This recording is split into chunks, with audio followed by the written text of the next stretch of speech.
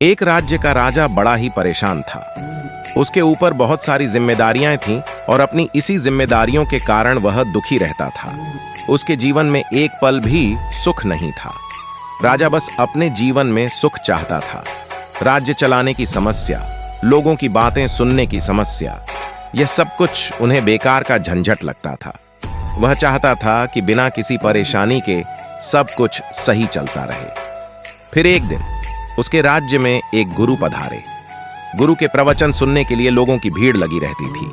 तब राजा स्वयं उस गुरु के पास पहुंचा और कहा, क्या आप मेरे समस्या का समाधान कर सकते हैं? गुरु ने कहा, यह तो समस्या पर निर्भर है कि तुम्हारी समस्या कैसी है। पहले अपना समस्या तो बताएं। राजा ने कहा, गुरुदेव, मैं खुलकर जीना चाहता हूं। मैं दबा हुआ हूं। इस राजपाट में मेरे ऊपर बहुत सारी जिम्मेदारियां हैं और इस कारण से मैं जीवन में सुखी नहीं हूं। अगर मेरा यह राजपाट नहीं होता, ये जिम्मेदारियां नहीं होती, तो मैं शायद खुश होता, कितना सुखी होता मैं। कृपया मुझे कोई ऐसा मार्ग बताइए जिससे कि मैं इस सारी झंझट से मुक्त हो जाऊं, मैं सुकून से जी सकूं। राजा की बातें सुनकर गुरु मुस्कुराए और गुरु ने कहा, यह तो बड़ा आसान है। इसका सिर्फ एक ही उपाय है और ज्यादातर लोग इसी उपाय को अपनाते हैं। आप भी अपना लीजिए। यह सुनकर राजा ने कहा, जब यह इतना आसान है तो कृपया मुझे जल्दी बताइए, वो उपाय क्या है? गुरु ने कहा, तुम अपना राजपाट मुझे देखकर जिम्मेदारियों से मुक्त हो जाओ और यहां से चले जाओ अपना सुखी जीवन जीने के लिए। तुम इस जगह से आजाद हो जाओ। राजा ने कहा, गुरुदेव, जब यह जिम्मेदारियां मुझसे संभाली नहीं जाती तो आप इसे कैसे संभाल पाएंगे? मेरी तरह आपका जीवन भी दुख से भर जाएगा। गुरु ने कहा, कोई बात नहीं, हम दुख उठा लेंगे। और राजा अपने राज्य को गुरु को देने के लिए तैयार हो गया। उसने दरबार में सबके सामने गुरु का राज्याभिषेक भी किया और खुद उस राज्य को छोड़कर चला गया। जाते समय वह अपने साथ कुछ धन लेकर गया था। राजा अपने जीवन को बहुत शांत स्वभाव के साथ काटना चाहता था, जैसे उसे किसी चीज का दबाव ना हो, किसी चीज का डर ना हो, कोई परेशानी नहीं आए।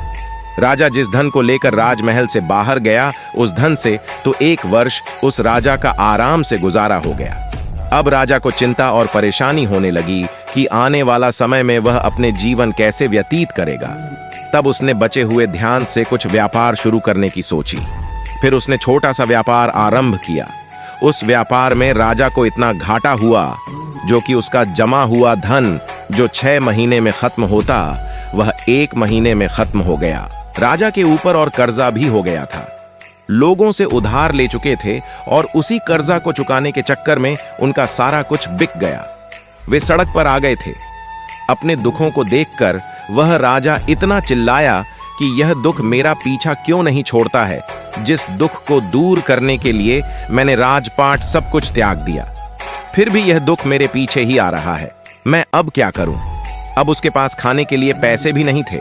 इसी तरह एक रात वह भूख से तड़प रहा था। तभी उस जगह से एक राज्य की राजकुमारी गुजरी। जब उस राजकुमारी ने राजा को देखा कि राजा भूख से तड़पते हुए उसकी ओर देख रहा है, तो राजकुमारी को उस पर बहुत दया आ गई। राजकुमारी ने उस राजा को भोजन कराया और पूछा कि आप कौन हैं?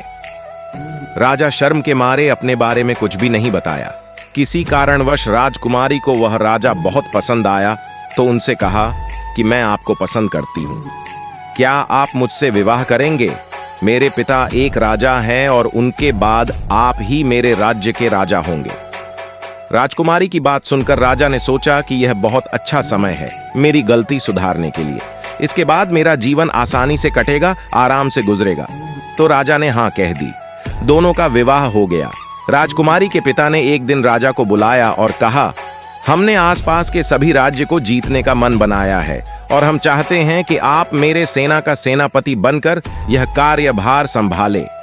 ये सभी राज्य जीतकर हमें तोहफे में दे। राजकुमारी के पिता राजा की बात सुनकर वह राजा बहुत परेशान हो गया। फिर वह सोचने लगा कि अच्छा खासा बिना मेहनत के बिना कुछ करे ही जीवन चल रहा था।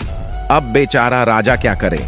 वह यह बात सुनकर ना भी नहीं कर सकता था और वह वहां से भाग भी नहीं सकता था। जब एक रात राजा को मौका मिला तो वह युद्ध शुरू होने से पहले ही रात को महल से निकल गया और फिर अपने साथ कुछ धन लेकर दूसरे राज्य में चला गया। फिर वहां गुजर बसर करने लगा। कुछ समय के बाद वह धन भी खत्म हो गया। अब उस पर खुद को पालने की जिम्मेदारी आ गई थी। इसी तरह जब वह मजदूरी कर रहा था तो एक उसे अपने राज्य की याद आई। वह सोचने लगा कि मैं भला ठीक ठाक था, अपने राज्य में शान से जीता था। इतनी धन दौलत, कितने महल, इतने लोग उसके चारों तरफ घूमते रहते थे। पहली बार वह मजदूर का जीवन जी रहा है। तब उसने सोचा क्यों ना अपना राज्य वापस चला जाए। फिर गुरु से विनती करके फिर से कहूंगा कि वह मेरा राज्य लौटा दे। यह निर्णय करने के पश्चात वह वापस अपने राज्य पर चला गया। उसने देखा कि राज्य में चारों ओर खुशहाली है। राज्य में नए नए निर्माण कार्य चल रहे हैं और सब लोग अपने नए राजा की तारीफ भी कर रहे हैं। राज्य की सीमा पर एक शक्तिशाली सेना भी खड़ी है जो अपने राज्य को बाहरी आक्रमणों से बचाती रहती है। यह सब देखकर वह अपने आप को और कोसने लगा और सीधे उस गुरु के पास पहुंचा और कहा, गुरुदेव, इस दुनिया में मुझे न यहाँ पर सुख मिल रहा था और न मुझे यहाँ से भागने के बाद सुख मिला। ऐसा क्यों हुआ? गुरुदेव उसकी बातों को सुनकर गुरु ने कहा, सुख और दुख तुम्हारे भीतर होते हैं। ये जगह बदलने से नहीं जाते। जगह तो हमेशा तुम्हारे साथ चलते रहेंगे।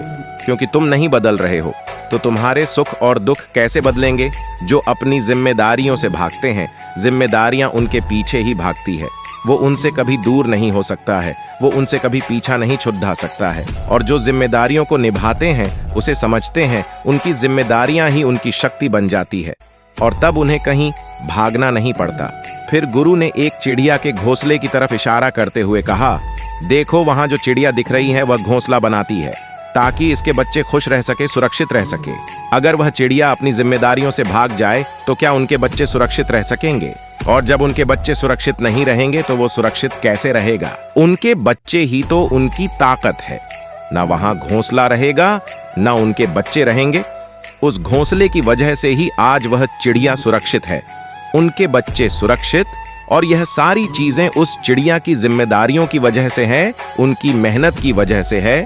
मेरी एक बात याद रखना, दुनिया में तुम कुछ भी करो ये जिम्मेदारी है और तुम्हारा कर्म कभी तुम्हारा पीछा नहीं छोड़ेगी।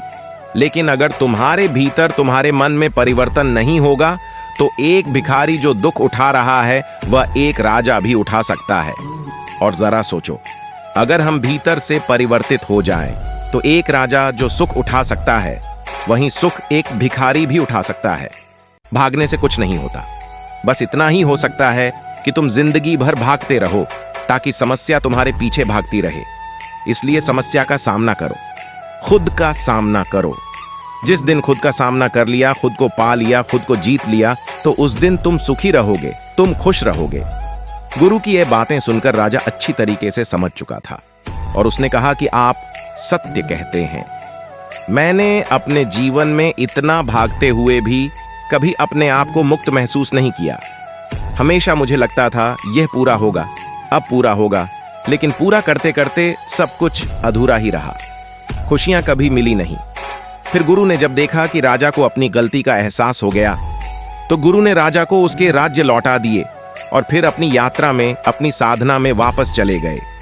इस कहानी से यह सीख मिलती है कि आप भी अपने सांसारिक जीवन में किसी भी मकसद को लेकर, किसी भी जिम्मेदारियों को लेकर, चाहे वह आपका घर परिवार, नौकरी, दोस्त, यार, इन सब चीजों से ना भागे।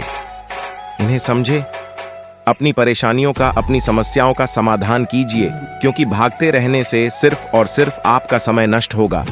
जिम्मेदारियों से नहीं छूटोगे। जब तक जिंदा हो तब तक जिम्मेदारियां भी रहेंगी। इसलिए इसे समझने की कोशिश करो, क्योंकि जो है समय आप भागने में लगाते हो वही समय में आप अपने आप को बना सकते हो, अपने जीवन को सुधार सकते हो और